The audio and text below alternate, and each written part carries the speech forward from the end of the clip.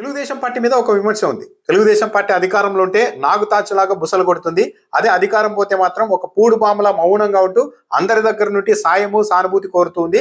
Telugu Desam party విధానం ఇదే అన్న ఒక విమర్శ కూడా ఉంది. ఇప్పుడు అధికారంలో ఉండడంతో మళ్ళీ తెలుగుదేశం పార్టీ కోరలు చేస్తోందా, నాగుతాచులాగా బీజేపీ మీద కూడా బుసలు కొడుతోందా అన్న అభిప్రాయం కలుగుతుంది. కొన్ని పాయింట్లు చదివి వినిపిస్తాను. ప్రధాని నరేంద్ర మోడీ గారిని ఉద్దేశించి ఒక తెలుగుదేశం పార్టీ నాయకుడు ఇలాంటి వ్యాఖ్యలు చేయగలుగుతారా, చేశారు అంటే దాని వెనుక ఉన్న ధైర్యం ఏంటి, ఆ వ్యాఖ్యల్ని ఆ ఆర్టికల్ ని ప్రచురించింది కూడా మళ్ళీ తెలుగుదేశం పార్టీ పత్రికే కావడం కూడా ఇక్కడ గమనించదగ్గ అంశం. కొన్ని పాయింట్లు చూద్దాం ఏం రాశారు. హెడ్లైన్: మోడీ విదేశాంగ నీతిలో తప్పటడుగులు.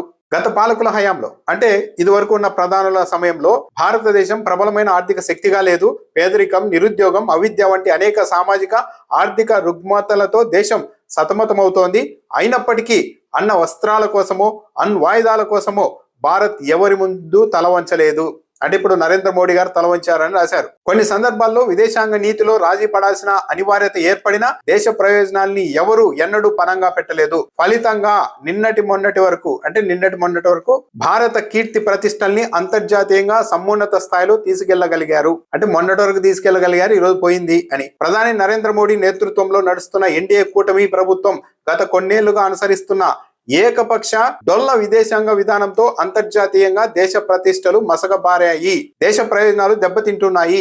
నరేంద్ర మోడీ గారి విదేశాంగ విధానం డొల్లా అని రాశారు తెలుగుదేశం పార్టీ నాయకుడు. ఆ తెలుగుదేశం పార్టీ నాయకుడు ఎవరో కూడా చూద్దాం. నైబర్హుడ్ ఫస్ట్ అంటే మన చుట్టూ ఉన్న దేశాలు ఫస్ట్ అనే స్థాయిలో భారత్ తనకు మించిన స్థాయిలో నేపాల్, బంగ్లాదేశ్, ఆఫ్ఘనిస్తాన్, శ్రీలంక, మాల్దీవులకు అన్ని రకాలుగా సాయం చేసింది గతంలో, ఇప్పుడు కాదు. నేటి పరిస్థితి ఏమిటంటే నైబర్హుడ్ ఫస్ట్ కాస్త నైబర్హుడ్ ఫర్గెట్ అనే స్థాయికి వచ్చింది. అంటే చుట్టూ ఉన్న వాళ్ళని మర్చిపోవడం అనే స్థాయికి దేశాన్ని తీసుకొచ్చారు నరేంద్ర మోడీ గారు అని విమర్శిస్తున్నారు. విశాఖలో జరిగిన నేవీ ఫీట్ లో పాల్గొని స్వదేశానికి బయలుదేరిన ఇరాన్ ఓడను హిందూ మహాసముద్రంలో అత్యంత అమానుషంగా ముంచేసిన ఘటనపై భారత్ నోరు మెదపలేదు.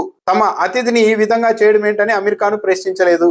అంటే నరేంద్ర మోడీ గారి నాయకత్వంలో ఈ దేశం కనీసం దుర్మార్గాల్ని కూడా ప్రశ్నించే స్థితిలో లేదు.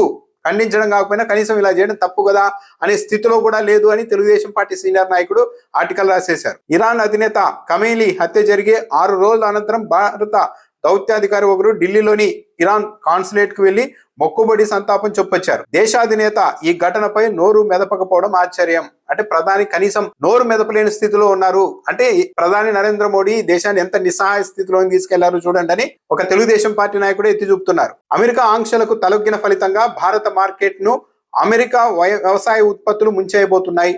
దీంతో ఇక్కడి రైతాంగం తీవ్ర సంక్షోభం ఎదుర్కోబోతోంది అని రాశారు తెలుగుదేశం పార్టీ నాయకుడు. నరేంద్ర మోడీకి ఆప్తమిత్రుడైన అమెరికా అధ్యక్షుడు డొనాల్డ్ ట్రంప్ భారత్ కు 30 రోజుల పాటు రష్యా నుంచి చమురు కొనుగోలు చేయడానికి అనుమతి ఇవ్వడం గురించి అధికార పార్టీకి చెందిన వారెవరు నోరు మెదపకపోవడం సిగ్గుచేటు.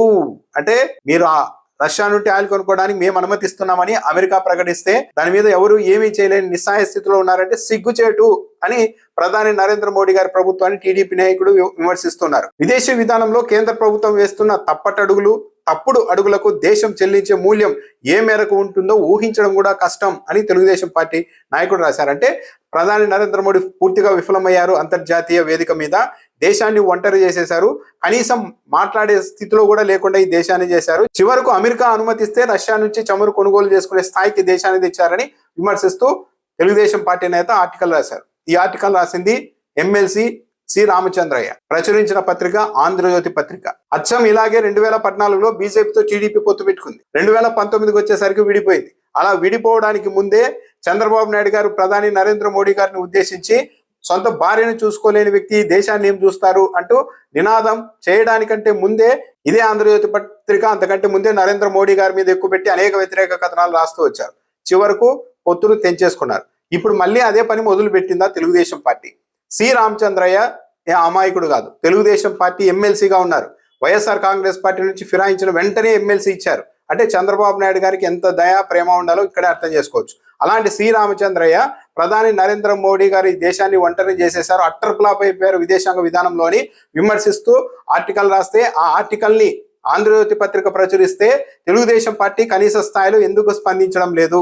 ఆంధ్రజ్యోతి ఎండి వేమూరి రాధాకృష్ణ గారి అల్లుడు గారు కూడా యోగేంద్ర యాదవ్ తో నరేంద్ర మోడీ గారికి వ్యతిరేకంగా ఒక ఇంటర్వ్యూ చేసి దాన్ని ఆంధ్రజ్యోతి పత్రికలో కూడా నిన్న ప్రచురించుకున్నారు ప్రముఖంగా. అంటే ఆంధ్రజ్యోతి పత్రిక నరేంద్ర మోడీ గారికి వ్యతిరేకంగా గురి ఎక్కువ పెడుతోందా మళ్ళీ? దీనిపైన చంద్రబాబు నాయుడు గారి విధానం ఏంటి? తెలుగుదేశం పార్టీ ఎమ్మెల్సీ మీద చర్యలు తీసుకుంటారా లేదా?